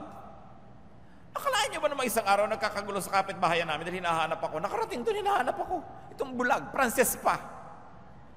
Pero kahit 2 yung mata mo, kung tamad ka, hindi ka na makakaalis sa kinakalagyan mo, tutubuan kang lumot dyan. So, if there's a will, there's a way. And there is God. Makinabang tayo sa mga naipundar na ng iba, makatuto tayo sa body of knowledge of other people, learn from patterns, learn from cycles. That's why it's important na nakikinig sa matatanda. Marami na sila sigurong naaksaya ang oras at nung matanda na sila, nalaman nila kung alin yung aksayado, alin yung hindi. Itinuturo nila ngayon. So niya, papunta pa lang ako kayo, pabalik na ako, huwag na kayong pumunta, sayang lang ang biyahin nyo. Pero maraming bata ayaw makinig. You want to learn it on your own. So you will waste lots of time in committing mistakes. While many people who have gone before us and already committed mistakes, we can learn from. Dapat cumulative yung learning, natututo ka. Dapat ang tao mas marunong na kaysa sa previous generations. Sa dami ng karanasan ng tao, pero kadalasan hindi naman tayo nakikinig sa payo ng matatanda, sa payo ng mga may edad na. So, you will reinvent the wheel, meron na pala. You will go through the same troubles that many people went through. And therefore, your time is wasted like their time was wasted. Ano man pinag-uubusan natin ng panahon para sumikat, makilala, matandaan, to leave a mark. Ecclesiastes 1:11, there is no remembrance of men of old. And even those who are yet to come will not be remembered by those who follow. Talaga, sandaling-sandali lang naman talaga tayong natatandaan. Ano ang halaga sa inyo ng photo album ng lola nyo, for instance? Liban na lang yung mangilan-ngilan, ang hilig-hilig sa family heritage and history. So yung mga family album mo, mahalaga lang sa'yo, scrapbook, pati mga balutan ng chiclet na ibinigay sa'yo nung naliligaw sa'yo nung nakadikit pa doon. Mahalaga lang sa'yo, pero pag matanda ka na, nababali, wala rin. O let's say, kinamatayan mong mahalaga, mahalaga pa ba sa anak mo yon? Siguro konti, kasi nanay o tatay kanya, pero sa apo mo, naku, tatapon na lang niya yun, aanin niya yun. Liba na lang ikaw si Jose Rizal. O liba na lang you're somebody so famous na magkakaroon ng katuturan yun. Pero kahit naman yung mga nagiging sikat, nagiging baliwala din ang mga bagay-bagay na mahalaga sa kanila. At kahit sa buhay natin mga kapatid, may mga bagay na ang halaga, tapos later on wala na. Yung mga collectors, they realize that. Some people spend half of their lives collecting things, then later on, pinoproblema nila, kanina kaya ako ito ipamana, wala na mainteresado. Kasi kung anong mahalaga sa iyo noon, hindi yung laging mahalaga. Don't waste your time to immortalize yourself. Wala yun. Kahit yung mga ating Cementerio del Norte, ang gaganda ng mga musilyo, ng mga pamilya, they think that they will be immortalized and remembered forever. Ngayon, tinitirhan na ng buhay yung mga libingan nila. So yung mga iba, kinukuha na yung mga patay nila, nililipat sa iba dahil wala, nakakatakot na yung lugar na yan, hindi na siya in. Ganon din naman yung mga sphinxes at mga pyramids ng Egypt, that they thought they'd be there forever. Ang dami nila inilagay na wealth. Nung bumagsak ang imperyo nila, lagi tuloy hinuhukay yung mga libingan para makuha yung wealth. No, but this forever. Pagka iniisip natin yung buhay natin, sayangin natin para lang magkamonumento ka, sumikat ka, maalala ka.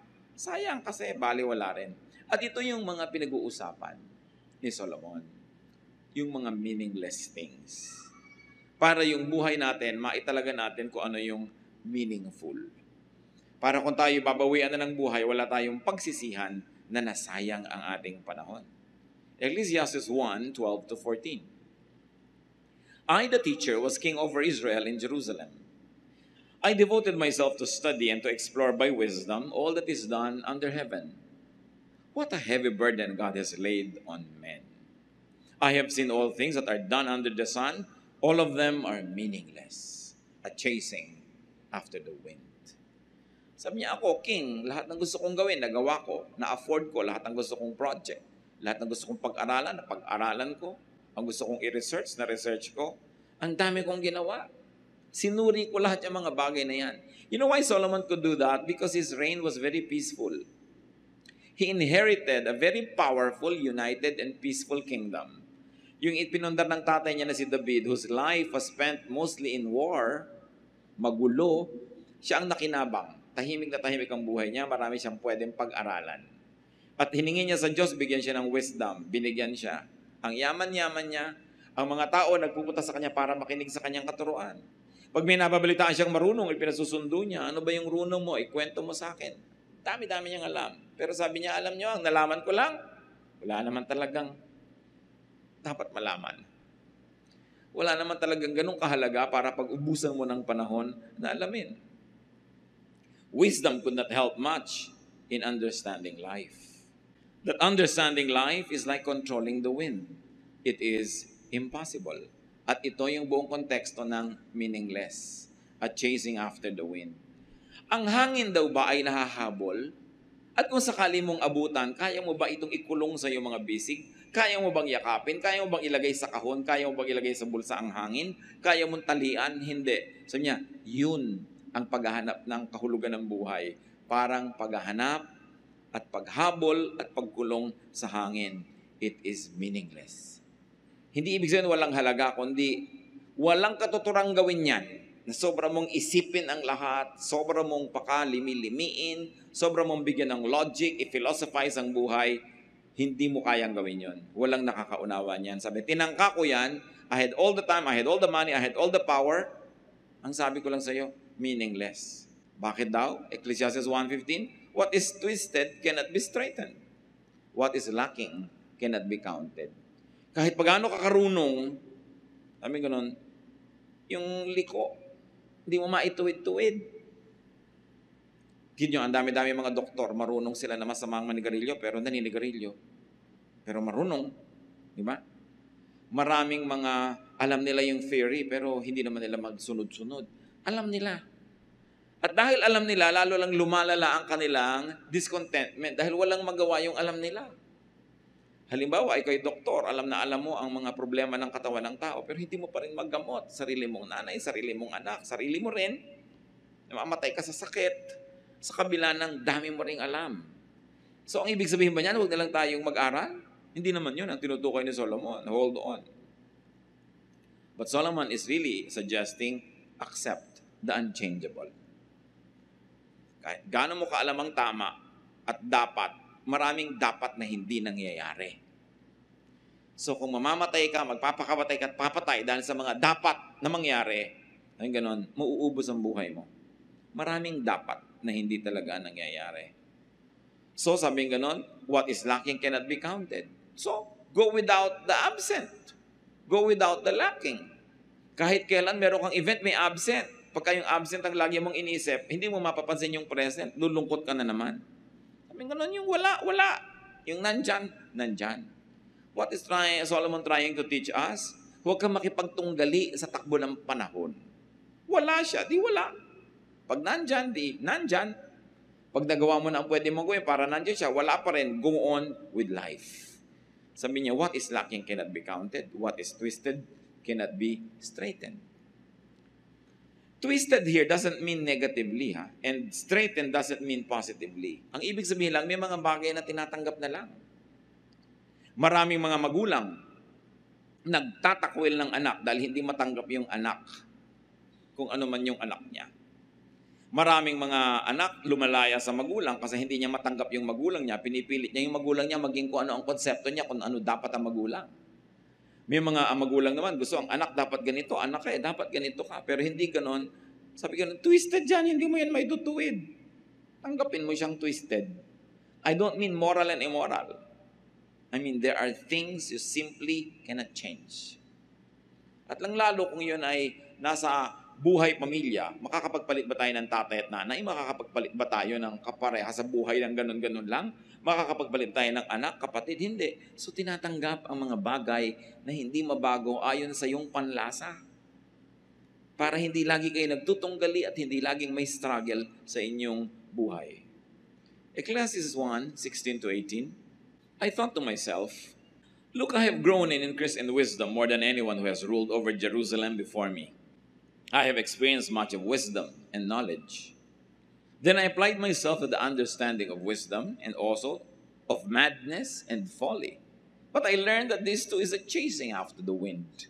For with much wisdom comes much sorrow. The more knowledge, the more grief. Sabi ko noon, wala namang naging mas marunong na hari dito kaysa sa akin. Talagang ako na ang pinakamarunong. Nalaman ko ang hindi naabot ng iba. Nalaman ko ang pinangarap lamang na alamin ng iba.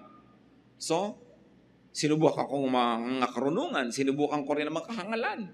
Sabi niya, baka doon nandun ang kahulugan ng buhay. Sabi niya, pero alam nyo, yung paghanap ng kahulugan ng buhay na ito, para lang paghahabol sa hangin. Sabi ganon, it is meaningless. Hindi mo pa rin siya maiintindihan. At sabi, eto pa, habang rumurunong ka, lumulungkot ka lang. Habang dumadami ang alam mo, mas napapasok ka lang ng kalungkutan sa buhay. No? So, ang ibig sabihin ba nun, huwag na lang tayong marunong, hintayin muna natin kung ano sasabihin niya later. So, the teacher noted that understanding life was hard to do. That understanding life was as senseless as chasing the wind. Hindi natin lubos na unawaan ang buhay. Kung minsan, sunod-sunod ang dagok ng buhay, namatay ang kapatid, namatay ang nanay, namatay ang ganon, nagsara ang negosyo, nasunugan ng bahay, sunod-sunod, tapos sasabihin sa'yo nung namatayan, bakit? Hindi ko alam. Hindi natin alam. Mabait naman ako, nag-church naman ako. Walang kinalaman yun doon. Hindi lahat may paliwanag. Hindi lahat logical and sensible the way we think of logic and sensibility. May mga bagay na, ayun talaga, nandun, kahit mo biyakin ang ulo mo, hindi mo siya mauunawaan kung bakit ganun. Bakit pinalaki ko naman ang mga anak ko ng ganito, ba't nagkaganon? Hindi mo kayang lutasin yung iba. Meron tayong mauunawaan, pero may hangganan yung kaya nating unawain. Sabi ni Solomon, pinag-isipan ko na yan, huwag na kayo magsayang ng panahon. Makinig na lang kayo sa itinuturo ko sa inyo. We cannot understand life to the point of controlling it. Hindi niya minamasama na unawain ang buhay, pag-aralan ng buhay. Pero para mo unawain ang buhay, nang sa ganon, makontrol mo ang outcome nito. Sabi niya, that is a chasing after the wind. It cannot happen. You can never know the mysteries of life enough that you can master its direction and its outcome. Willing ka na gawin ang kaya mong gawin, tapos tanggapin mo kung ano ang magiging bunga nito, plus bunga ng iba't iba pa mga elemento na beyond your control. The teacher noted that more knowledge leads to more pain, or more exposure to pain, to suffering, or for capacity for both pain and suffering. Talaga, malaking burden na maging marunong. Mahirap. Lalo responsable ka. Pagka nga responsable ka, matutulog ka lang sa isang hotel, hinahanap mo pa yung fire escape, nasa may fire escape nito. Yung mga irresponsable, tulog na lang eh. Bukas, pareho din naman kayo nagising, ikaw pa itong nabawasan ng tulog. Yung mga sobrang responsable, nakasaksak pa ba ang plancha, babangon pa yan, bubunutin yan. Yung mga iba, they don't even care. Napakarami mga tao, ang sarap-sarap ng buhay dahil mangmang, dahil tamad, dahil hindi nag-iisip. Yung iba, inaalala, paano kaya ang enrollment ng anak ko next year? Hindi na mapagkatulog. Yung iba naman, bukas na enrollment, ngayon pa lang talaga naghahanap, ngayon pa gagawa ng paraan, at nagtatabaan pa nga. Sabi ko, alam niyo, sobrang nag-iisip, sobrang responsible, hindi naman ibig sabihin, mas magiging maayos ang buhay niyo eh. Hindi naman ibig sabihin, mas sasaya kayo. No? Pero sinasabi rin ni Solomon, to be foolish and to be wise, pareho lang yan, pareho lang kayong mamamatay. Pero mas mabuti na rin wise. Sabi niya. Ecclesiastes 2, 1-3. I thought in my heart, come now, I will test you with pleasure to find out what is good. But that also proved to be meaningless. Laughter, I said, is foolish. And what does pleasure accomplish? I tried cheering myself with wine and embracing folly, my mind still guiding me with wisdom. I wanted to see what was worthwhile for men to do under heaven during the few days of their lives. Sabi niya, nung nagpakarunong-runong ako, lumungkot ako. Isipin niyo kung aalamin niyo lahat ang nagdurusa, ilan ang may sakit, sinong mga iniwan ni ganito, sinong mga ulila, nilungkot talaga kayo. Pag nagso-social work kayo, makikita nyo lahat ng suffering, lulungkot talaga kayo. Mas masarap pa yung pag may bagyo, lagi nasa mall, enjoy ng enjoy. Ikaw naman na lumalangoy-langoy sa baha, nakikita mo lahat ng pagdurusa. Sino sa inyong dalawa sa palagay mo tutulog ng mas maimbing? No? Sabi niya, pero mas mainam pa rin yung wise, mas mainam pa rin yung godly. Sabi ni Solomon, pero dahil lumulungkot ako at yung dumadaming nalalaman ko, sinubo ko naman, sabi gano'n, na magsaya, maglasing, magpakasarap sa buhay. Sabi gano'n, pero tatandaan nyo, may wisdom still guiding me. Hindi naman ako todong nagwala. Sabi niya gano'n. Pero tinikman ko, sinubukan ko lahat, pati mga kahangalan ng mga tao. Hindi ako sang-ayon kung ba't gano'n sila mamuhay. Baka may alam silang hindi ko alam. Baka may ligaya silang hindi ko maranas sa maiksing buhay na ito. So aalamin ko, sabi niya. In search of meaning, in search of the best way to live or the maximum benefit in life, the teacher tried fun and enjoyment and wine. What was his conclusion? He realized that laughing and having fun doesn't do much good. Yung wala rin eh. Yung tawa ng tawa, bukas walang pera. Yung sobra ding saya, laging masaya, biglang bukas malungkot. Napapansin nyo ba yun? Yung pag sobrang saya ka, biglang may kasunod na lungkot. Sabi niya, nagbabalance din kasi ang buhay eh. Kung sobra kang lungkot, sumasaya ka naman. Kung sobra kang saya, lumulungkot ka, nagbabalance lahat. Kaya sabi ko, kahit sa kamalagay, pareho lang yan. So, wala pala sa pagsasaya. So, gumawa siya ng ibang paraan. Verses 4-6. I undertook great projects. I built houses for myself and planted vineyards. I made gardens and parks and planted all kinds of fruit trees in them. I made reservoirs to water groves of flourishing trees. So, nag-green revolution siya. Nagtanim siya, nag-backyard farming, naggawa ng mga irigasyon para sa ikabubuti ng mga tao. Sa kakahanap niya ng kahulugan ng buhay. At marami rin sa atin gumagano, nagkakawang gawa. Hindi dahil ang yaman-yaman, kasi naghahanap ka rin kung saan ilalagay ang sarili mo, saan ka nga ba sasaya. Verse 8, sabi niya, hindi ko pa rin nakita doon, I amassed silver and gold for myself, and the treasure of kings and provinces. I acquired men and women singers, and a harem as well, the delights of a man's heart. Sabi, okay, aside from my very, very fruitful agricultural projects, nag-ipon din ako ng maraming kayamanan. Marami akong kinita. Many kings come to me and pay their dues to me just to hear me talk. Ganun kasi karunong si Solomon. Ganun, kumuha ko ng mga singers. Kantahan naman. Walang katapos ang mga singers dyan. At may harem, alam niyo naman, libo-libo ang kanyang asawa. Diba? Daan-daan ang kanyang mga pinakasalan. But of course, it was a political move also of a very wise king, no, to consolidate his empire through intermarriages. Sabi niya, I did all the delights of a man's heart. Ginawa ko rin yan. Verse 10, I denied myself nothing my eyes desired. I refused my heart no pleasure. My heart took delight in all my work, and this was my reward for all my labor. Sabi, lahat ng nagustuhan ko, kinuha ko. Lahat ng naisipan ko, ginawa ko. Lahat ng iniisip kong masarap, dinanas ko. Verse 11, yet, when I surveyed all that my hands had done, and what I had toiled to achieve, everything was meaningless. A chasing after the wind, nothing was gained under the sun. Sabi, wala ako naidagdag sa mundo. Dumami nga ang mga babae dito sa palasyo ko na kontian naman doon sa pinanggalingan. Pareho lang. Sabi ko, no? Nagtanim ako dito pero hindi doon tumubo dito. So, nandito rin. Pero wala naman talaga nadagdag sa planeta. Wala naman talaga tayong naidadagdag sa planeta. Subukan niyong bumili ng mga halaman sa Bulacan Garden na puno ng halaman yung bahay niyo pero naubusan naman sila. Lumipat lang. Nagpapalipat-lipat lang. Wala tayong naidadagdag. Magpapatayo ka ng bahay pero may mga batong tinibag kung saan, buhangin kinuha kung saang ilog, napunta lang sa lugar mo, pero wala naman, nagpalipat-lipat lang. So the teacher tried and enjoyed great and productive and fruitful projects. It was beneficial to others as well. He tried construction, agriculture, irrigation, ownership, acquisition of slaves and laborers, even animals. He tried entertainment and romance, fame and wisdom, boundless freedom, even enjoyment of what he did. His finding, everything was simply not worth the trouble. A chasing after the wind. When you try to shepherd the wind, you cannot do that. Sabi niya, ito ang napapala ko sa paghahanap ng lahat ng logic at kahulugan.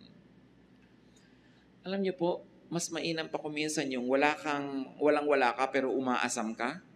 Kesa nasa iyo ng lahat, kasi hindi ka masaya at hindi mo na malaman kung ano pang aasamin mo. Mas nakakalito yun. Yung walang-wala ka, alam mo yung gusto mo. Isang tuwang-tuwa ako sa mga wage earners. Kapag nagka 1,000 lang ako, alam na alam niya kung anong gagawin niya. Pag nagka 5,000 ako, alam na alam ko kung anong gagawin ko. Yung nagkaroon ng konting bonus, wow, kain na sila sa kung saang restaurant ng pamilya niya. Nagkaroon lang ng 2-day holiday, alam na alam nila, pupunta sila kung saan. Pero yung ang dami-daming pera who can go anywhere, saan nga ba tayo pupunta? Ano bang gagawin natin? Ano bang bibili natin? Ewan ko kung marami na sa inyo nakakaranas sa ganung level na sa dami, hindi nyo malaman ang gagawin. Pero kung nararanasan nyo yan, alam nyo ang tinutukoy ko. Mas mahirap yung meron kang resources at hindi mo alam kung anong gagawin mo kaysa sa wala, tas alam na alam mo. At least may goal ka. May hinahangad ka, may inaasam ka. So, litong-lito na yung Solomon. At siguro kayo rin. Ano nga bang mapapala natin dito sa Ecclesiastes na to? Chapter 2, verses 12 to 17. Then I turned my thoughts to consider wisdom and also madness and folly. I saw that wisdom is better than folly, just as light is better than darkness. Kita niyo na yung sinasabi niya, huwag pa rin tayong pumili ng foolishness. Yung mas mainam pa rin, kahit pareho lang yan, iba pa rin yung wise. Iba pa rin yung nasa panig ka ng katuwiran. Verse 14, the wise man has eyes in his head, while the fool walks in the darkness. But I came to realize that the same fate overtakes them both. Then I thought in my heart, the fate of the fool will overtake me also. What then do I gain by being wise? I said in my heart, this too is meaningless. For the wise man, like the fool, will not be long remembered. In days to come, both will be forgotten. Like the fool, the wise man too must die. So I hated life, because the work that is done under the sun was grievous to me. All of it is meaningless, a chasing after the wind. So niya, alam nyo, mas mainam yung matalino ka kaysa hindi ka matalino, righteous ka kaysa unrighteous ka. Pero ito sabihin ko sa inyo, matalino ka matindi, righteous ka man, pareho lang kayo mamamatay. Sabi niya. Kaya ito naman, konsolasyon nung hindi masyadong matatalino, ay, mamamatay ka rin. Sabi niya doon sa matalino. Sabi niya doon sa mayaman, mamamatay ka rin. No? Nakakaroon siya ng konsolasyon. Pero yun namang mayaman na, sabi niya, anong napala ko? Ano napala ko sa pagpakatalino? Pareho lang kaming mamamatay nung hangal na yan na naglalakad sa labas. Di ba? Minsan donyang-donya ka, ang bango-bango mo, ang yaman na yaman mo, tapos yung maid mo, pareho lang kayong mamamatay eh. Ganon. So ano nga ba talaga ang pinagkaiba? Ano nga ba ang special sa buhay? The teacher realized that wisdom and foolishness are both meaningless. They're almost the same.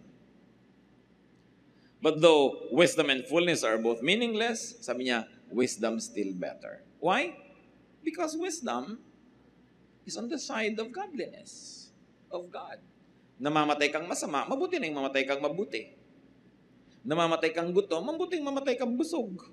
So kahit pare-pareho tayong namamatay, meron pa rin namang advantage yung nag-iisip at yung may katuwiran. But the wisdom is better, both the wise and the foolish die and experience the same things.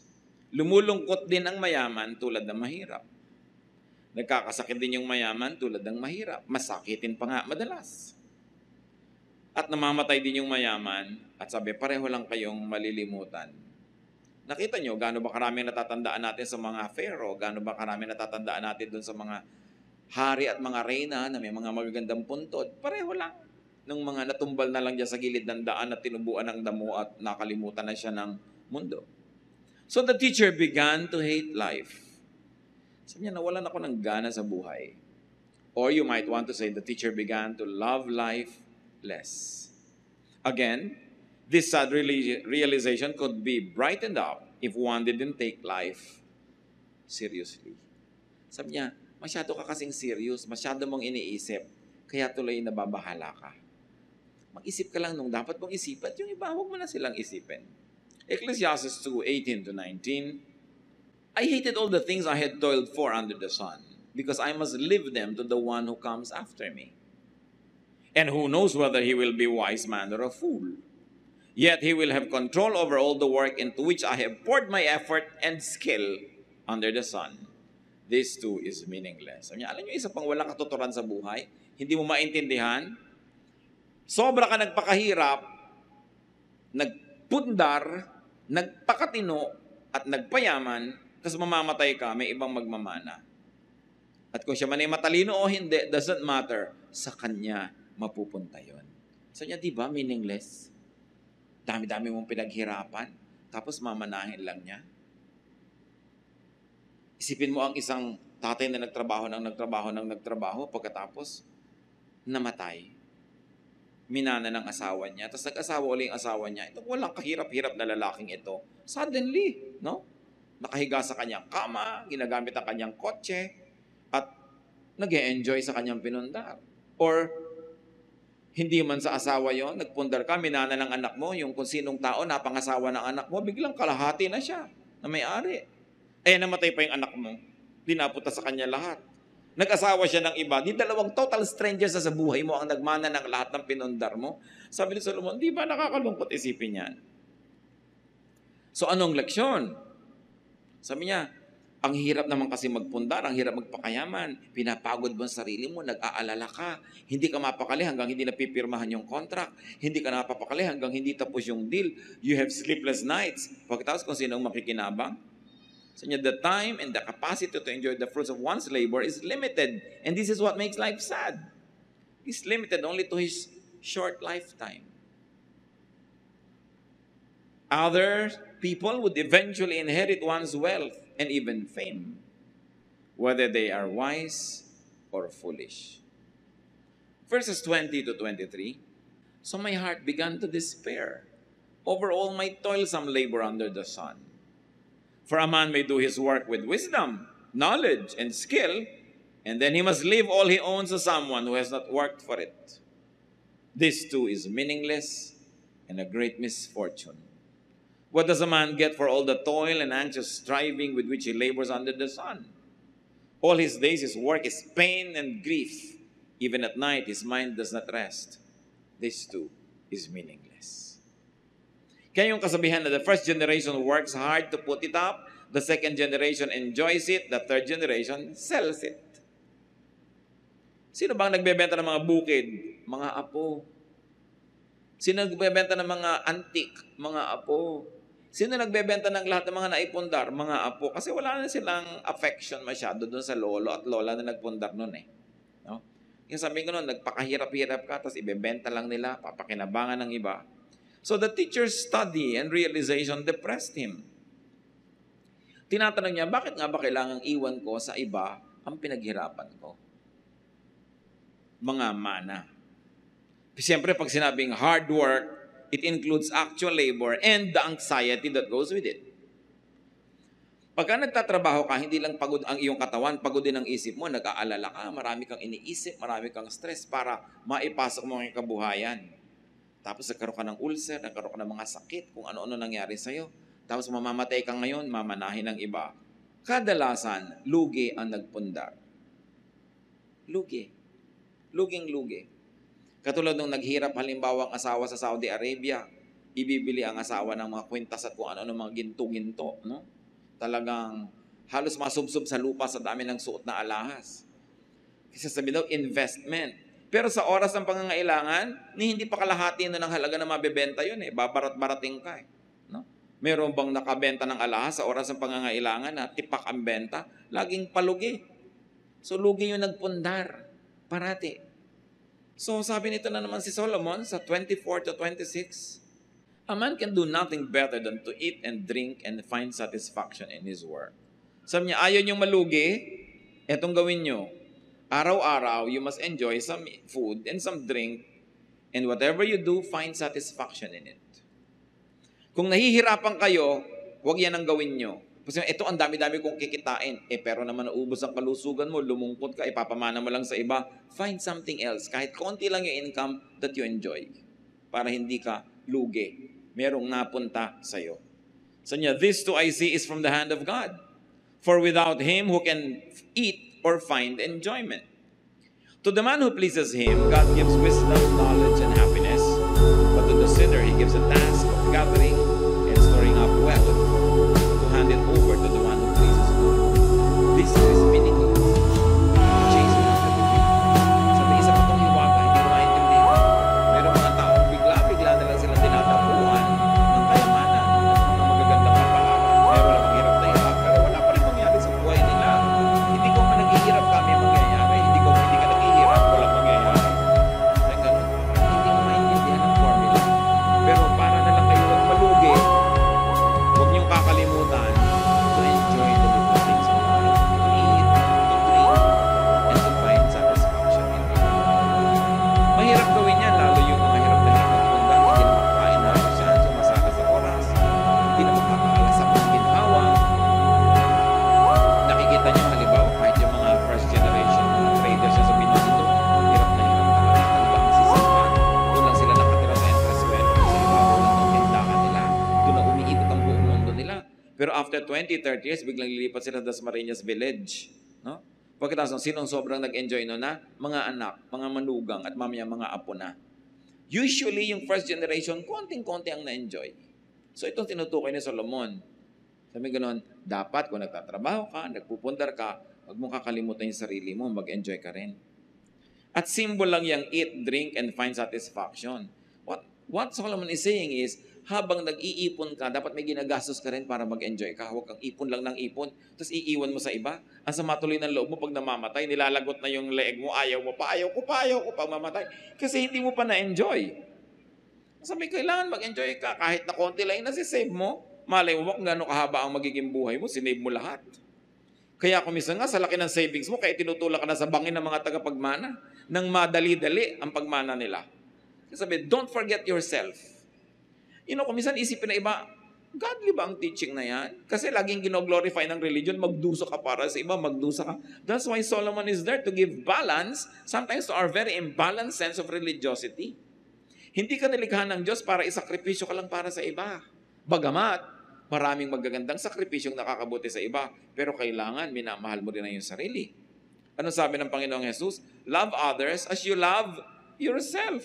Hindi naman sinabi niyang don't love yourself eh. So go on, love yourself, but don't forget to love others as you love yourself. Sige, mahalin mo todo ang sarili mo, mahalin mo din yung iba. Pero hindi yan sasabihin, huwag mong mamahalin ang sarili mo at iba na lang mahalin mo. Kahit kailan, walang ganun turo. Tinuturo lang yun minsan ng mga relihiyoso dahil sobrang nga natin ginaglamorize ang paghihirap eh. Sobrang natin pinupuri yung nagdurusa. Pero walang ganun sa Bible. At pag nakinig tayo kay Solomon, sabi niya, enjoy every day. Consume what you produce, save a little for tomorrow. Sabi pa nga ni Jesus let tomorrow worry for itself. Sabi niya, let the day's own trouble be sufficient for the day. Tomorrow will take care of itself. Mas extreme pa nga si Jesus tungkol dyan Sabi niya, nandun pa rin ang Diyos bukas. Magtatrabaho ka ulit, magkakaroon ka na naman. Pero hindi naman masama mag-ipon ng konti, pero wag yung wala ka nang na-enjoy ngayon, inipon mo na lang lahat. Because that is not the way to live. And since you can no longer enjoy the fruits of your work beyond earthly life, what should you do? Enjoy them now. At present, live in the present. Ang daming magulang ang pagdurusa, mapag-aral lang ang anak. No? Hindi na kumakain na masarap. Mga magulang sa probinsya, buong semestre, nagdidildil sa asin. Uuwi ang anak pag semestral break, kukunin lahat yung inipon nila. Tapos text ng text. Gusto pa ang mga cellphone, mga mahal. Tapos gimmick ng gimmick ang pagdurusa ng mga magulang. Pwede mong gawin yan.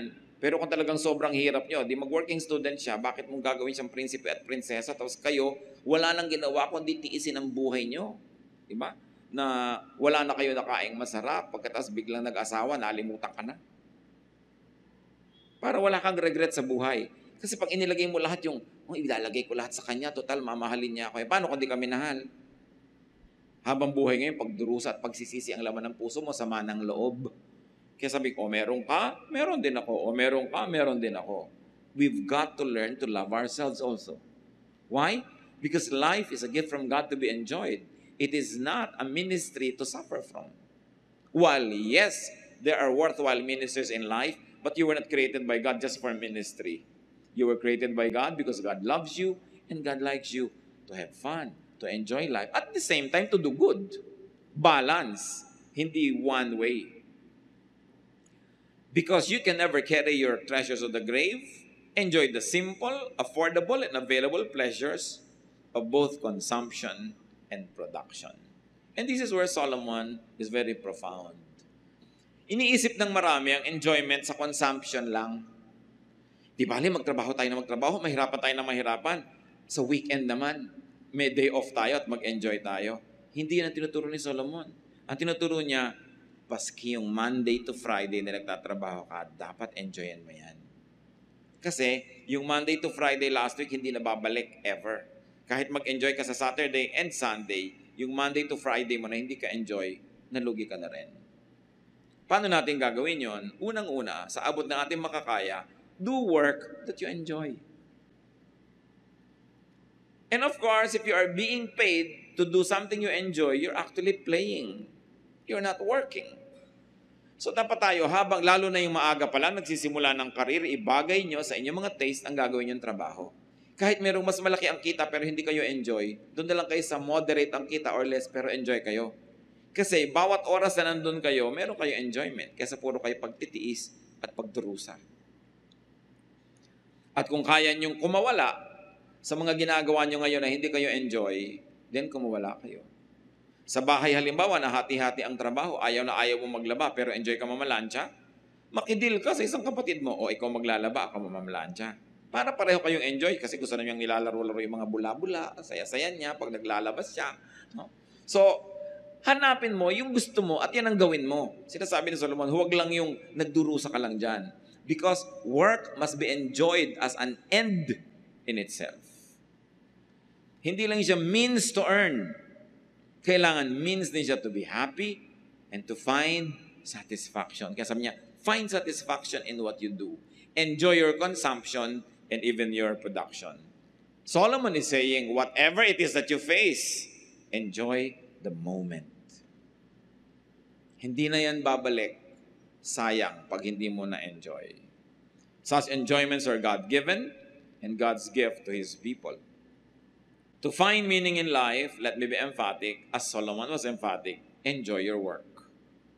The process, the environment, the workmates, the benefits, the challenges, and the fruits. Lahat yon, the whole work. Find ways to enjoy. If what you do is not naturally enjoyable, find ways to enjoy it. One of the marks of intelligence is that you are able to manipulate your environment for your benefit. So find ways to enjoy. Since one's gain at work must be left behind to people who didn't work for them, then better enjoy it to the max. Every day, every moment. Better yet, dahil hindi nyo naman may enjoy pag nasa kabilang buhay na kayo, hindi nyo na makokontrol ang inyong kayamanan kung meron man, share it with the people who labor with you. Kung minsan nakakalungkot, merong mga may-ari ng kumpanya, pabrika, whatever, business, ang kukuripot sa kanyang mga empleyado na nagasgas na ang Lahat ng bahagi ng katawan katatrabaho, no? Para kumita yung buo niyang machinery. Ang liit-liit magpasweldo, ang kuri-kuripot sa benefit. Tapos kung magbigay sa apo, na wala namang kahirap-hirap, ang laki-laki. Ang inipon para sa mga tagapagmana, ang laki-laki. That is unjust. While you have power over the wealth or the resources that you make, be generous to those who help you make them. Kaya habang maaga, mag-share. At kung kayo maraming kayamanan, huwag nyo nang antayin na yung mga tagapagmana ang mag-decide kung paano yung hahatiin. Hatiin nyo na legally. Habang malino pa ang inyong isip at kaya nyo pang pumirma, napakaraming bangkay na pag tiningnan mo, bakit para siyang bumoto? May tinta sa thumb.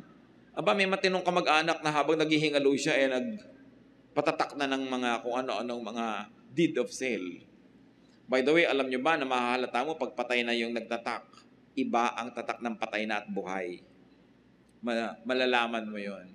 Kung nanghihina ka na, may kumukuha na ng kamay mo, nilalagyan na ng tinta, wala ka nang magawa. So, kailangan gawin mo yun habang kaya mo pa. Alam niyo po yung mga gulo-gulo ng pamilya because of the mga will, no? Magsulat lang kayo na isang page. Ito ang aking last will and testament. Ganito gusto kong mangyari dyan. Tapos pirmahan nyo. That is binding. Kahit walang abogado, binding yon. Basta mapatunayan, authentic ang inyong pirma. Kung napapirma nyo pa ang dalawang witnesses, lalong mas binding. Dinaan nyo pa sa abogado, mas binding pa. Pero huwag kayong mag-iiwan ng gulo. Kasi kadalasan, ang gulo-gulo nyo mga hatian na yan dapat ayos. Granting na may hahatiin, at may paghahatian. Ngayon kung utang, mas mahirap naman yan, utang pa ang iniwan ninyo. Profit sharing is important. So, increase natin, bigyan ng benefit, bonuses sa mga workers. Huwag lang ipamana sa apo. Bulag na pag-ibig dahil lang apo mo o anak mo, dun mo na ilalagay, hindi mo naman katulong sa paggawa ng kabuhayan na yon. Dapat mas bukas ang iyong puso doon sa mga katuwang mo, kahit pa nga mo sinusweldohan ang mga yon. Ano pa pag ginawa mo yon, it will give you more return in terms of gratitude and affection, goodwill, inner satisfaction, and definitely God's pleasure. Because God wants us to be good to our workers and to our laborers. At nakakatiyak ka, marami makikipaglibing sa'yo pag ginawa mo yung ganong kabutihan. Therefore, do not fret about who inherits it. Hindi naman talaga natin makokontrol. Huwag nyo nalang sobrang damihan. Produce and enjoy in your time, then let go when it's time to go. Dahil nagawa mo na at ayos ang iyong sambahayan. Isa sigurong lesson dito mga kapatid, do not produce too much money. And let me emphasize this other half of my sentence, at the expense of your peace and enjoyment. Huwag kang sobrang mag-produce, ikaw na to yung nagkaulsar-ulsar, nagkagulo-gulo, nagkalubog-lubog na hirapan. Make it easy on yourself. Make and get only what you need for a lifetime, for your time, or even for a day. And if things seem meaningless, find their meaning and give them meaning. Pag lagi mong hinahanap kung anong kahulugan ng buhay, hindi mo naman makita, di ikaw ang umimbento ng kahulugan. Ano ba ang kahulugan ng buhay na gusto mo? Ano ba ang magandang kahulugan ng buhay na hindi naman sasalungat sa nakasulat na salita ng Diyos? Di, imbentohin mo ang kahulugan mo. Ano ba ang kahulugan sa'yo? Ano ang masayang buhay sa'yo? May right ka na i-define yon para sa sarili mo. Don't let the standards set by others dictate on you kung ano ang mahalaga sa'yo. If the wind could really be shepherded or controlled, then Solomon would have found the answer. He never found the answer because the wind could not be controlled. But you can still enjoy the wind.